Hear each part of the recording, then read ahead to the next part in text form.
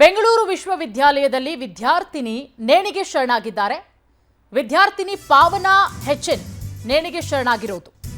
ಬೆಂಗಳೂರು ವಿಶ್ವವಿದ್ಯಾಲಯದಲ್ಲಿ ವಿದ್ಯಾರ್ಥಿನಿ ನೇಣಿಗೆ ಶರಣಾಗಿದ್ದಾರೆ.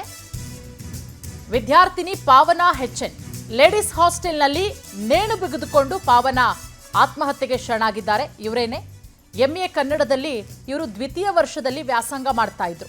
ಇವತ್ತು ಮಧ್ಯಾಹ್ನ ಸುಮಾರು 12 ಗಂಟೆಗೆ ಈ ಒಂದು ಘಟನೆ ನಡೆದಿದೆ.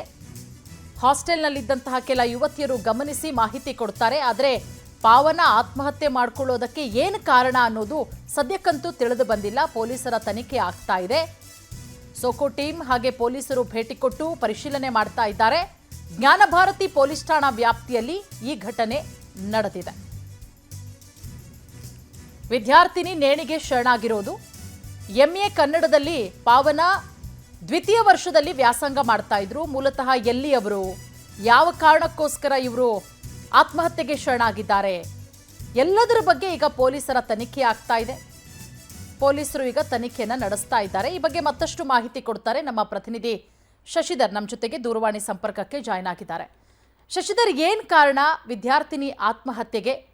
ಏನಾದರೂ ಮಾಹಿತಿ ಸಿಗ್ತಾ ಇದೆಯಾ? ಪೊಲೀಸರ ತನಿಖೆ ಯಾವ ರೀತಿ ನಡೀತಾ ಇದೆ? ಪೂರ್ಣಿಮಾ, ಇದು ಜ್ಞಾನಭಾರತಿ ಕ್ಯಾಂಪಸ್. ಇದು ಜ್ಞಾನಭಾರತಿ ವಿಶ್ವವಿದ್ಯಾಲಯ ಅಂತ ಕೂಡ ಇಡೀ ವಿಶ್ವದಲ್ಲಿ ಸಾಕಷ್ಟು ಪ್ರಸಿದ್ಧವಾದಂತ ವಿಶ್ವವಿದ್ಯಾಲಯ. ಇದಕ್ಕೆ 100 ವರ್ಷಗಳ ಇತಿಹಾಸ ಕೂಡ ಇದೆ. ಇಲ್ಲಿ ಕನ್ನಡ ವಿಭಾಗದಲ್ಲಿ ವ್ಯಾಸಂಗ ಮಾಡ್ತಿದ್ದಂತ 3ನೇ ಸೆಮಿಸ್ಟರ್ನ ವಿದ್ಯಾರ್ಥಿನಿ. ಈ ಹುಡುಗಿ ಮೂಲತಃ HD ಕೋಟೆಯವರು ಅಂತ ಕೂಡ ಈಗ ತಾನೇ ಮಾಹಿತಿ ಕೂಡ ಗೊತ್ತಾಗ್ತಿದೆ. ಅವನ ಎಂಬ ವಿದ್ಯಾರ್ಥಿನಿ ಬೆಳಗ್ಗೆ ಎಲ್ಲರೂ ಕೂಡ ಕಾಲೇಜಿಗೆ ಹೋದಂತ ನಂತರ ಒಬ್ಬರೇ ಏನು ಕೊಠಡಿಯಲ್ಲಿ ನೇಣನ್ನ ಬೀಳ್ಕೊಂಡು ಆತ್ಮಹತ್ಯೆಯನ್ನು ಮಾಡ್ಕೊಂಡಿದ್ದಾರೆ. ಅದಾದ ನಂತರ ಮಧ್ಯಾಹ್ನ ಊಟಕ್ಕೆ ಅಂತ ಹೇಳ್ಬಿಟ್ಟು ಅವರ ಸಹಪಾಠಿಗಳು ಮತ್ತೆ ಹಾಸ್ಟೆಲ್ ವಿದ್ಯಾರ್ಥಿನಿಯರು ಹಾಸ್ಟೆಲ್ಗೆ ಬಂದು ನೋಡಿದಾಗ ರೂಮ್ ಓಪನ್ ಆಗಿರ್ಲಿಲ್ಲ. ಆ ಓಪನ್ ಆಗಿದ್ದಂತ ಸಂದರ್ಭದಲ್ಲಿ ಅನುಮಾನ ಬಂದು ಅಲ್ಲಿ ಹಾಸ್ಟೆಲ್ ವಾರ್ಡನ್ ಕೂಡ ಮಾಹಿತಿಯನ್ನು ಕೂಡ ಕೊಟ್ಟಿದ್ದಾರೆ. ಹಾಸ್ಟೆಲ್ ಸಿಬ್ಬಂದಿ ಕೂಡ ಹೋದ ತಕ್ಷಣ ಆ ರೂಮ್ ನೊಳಗೆ ಆತ್ಮಹತ್ಯೆಯನ್ನು ಮಾಡ್ಕೊಂಡಿರೋದು ಗೊತ್ತಾಗಿದೆ. ಆಗ ತಕ್ಷಣ ಏನು ಜ್ಞಾನಭಾರತಿ ಪೊಲೀಸರಿಗೆ ಮಾಹಿತಿಯನ್ನು ಕೊಟ್ಟು ಮತ್ತೆ ವಾರ್ಡನ್ ಮತ್ತೆ ಅದೇ ಕೂಡ DH ಕೂಡ ಮಾಹಿತಿಯನ್ನು ಕೂಡ ಕೊಟ್ಟಿದ್ದಾರೆ. ಈಗ ಸದ್ಯಕ್ಕೆ ಸ್ಥಳಕ್ಕೆ ಪೊಲೀಸರು ಮತ್ತೆ ಸೋಕೋ ಟೀಮ್ ಎಲ್ಲರೂ ಕೂಡ ಬಂದಿದ್ದಾರೆ. ಈ ಆತ್ಮಹತ್ಯೆಗೆ ನಿಖರವಾದ ಕಾರಣ ಏನು, ಏನಾದ್ರೂ ಪ್ರೀತಿಯಿಂದ ಏನಾದ್ರೂ ವಂಚನೆಗೊಳಗಾಗಿದ್ರ, ಇಲ್ಲ ವಿದ್ಯಾಭ್ಯಾಸ ಮಾಡುವಂತ ಕನ್ನಡ ವಿಭಾಗದಲ್ಲಿ ಯಾವ್ದಾದ್ರು ಟಾರ್ಚರ್ ಏನಾದ್ರು ಇತ್ತಾ, ಇಲ್ಲ ಕುಟುಂಬದ ಕಡೆ ಏನಾದ್ರೂ ಸಮಸ್ಯೆ ಇತ್ತಾ, ಎಲ್ಲಾ ಅಂಗಲಲ್ಲೂ ಕೂಡ ಪೊಲೀಸರು ಕೂಡ ಈಗಾಗಲೇ ತನಿಖೆಯನ್ನು ಕೂಡ ಮಾಡ್ತಿದ್ದಾರೆ.